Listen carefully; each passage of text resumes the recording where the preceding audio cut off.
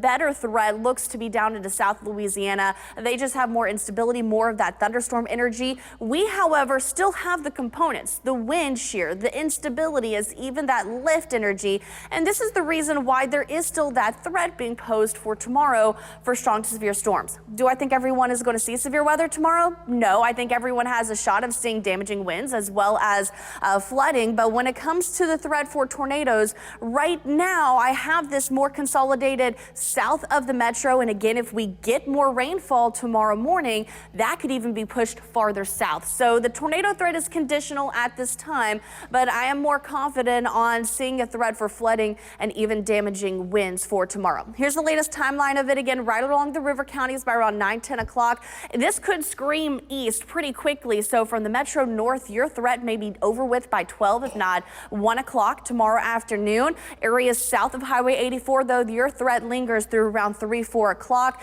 This is when that tornado warning was issued. This was right between Queens Hill and Bolton, right along I-20. You can see where that change between the reds and the greens and the blues are. This is right along Old Highway 80 between South Far Road, just towards the north and east of Champion Hill, of rotation with it.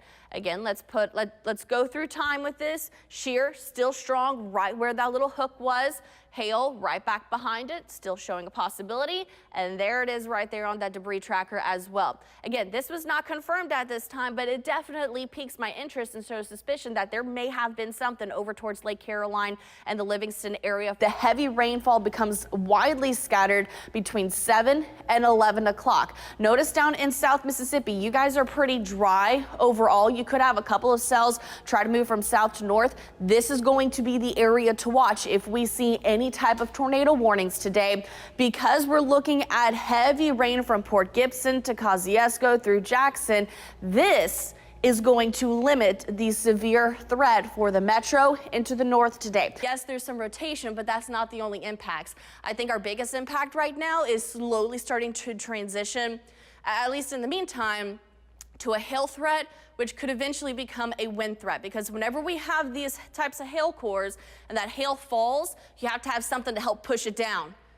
There's the wind. That helps push the wind down, it spreads it out, and sometimes we can get a damaging wind threat associated to that hail. This right here is straight line wind damage. Sometimes with our rotation tracker, we're not just tracking the chance for rotation, we're tracking the chance for damaging straight line winds. And this is the reason I can almost guarantee you why we have that destructive severe thunderstorm warning in effect with this. Let's turn on the velocity, and it lines up perfectly with where that wind is pushing up against those storms. Still thousands of customers in the dark this morning for a second, if not a third day in a row over into Warren County. Over 3,600 in the dark, 8,400 in Hinds County, 1,400 in Pike County. The center of circulation is farther to the north, meaning it's going to have less time over land, more time over water. That is going to be a concern when it comes to a potential for re-intensification heading into the later part of the weekend. And once it makes landfall in South Texas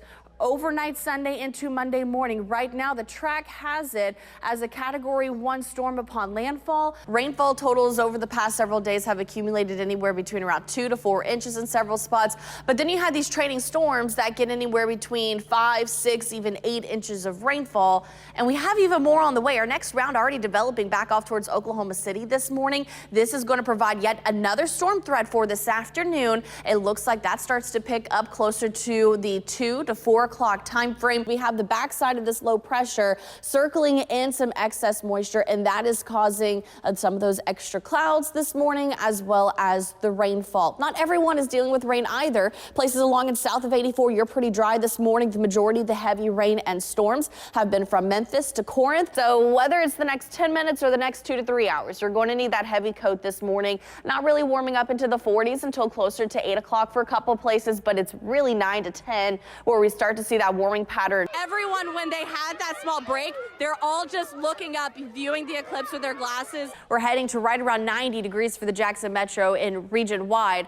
Highs could range between 87 to 92. All this due to a high pressure down towards Mexico. That's going to ride east throughout the next several days and create a ridging pattern for the deep south. So what that means for us is rain chances go down, temperatures go up, and humidity by the end of the week also goes up.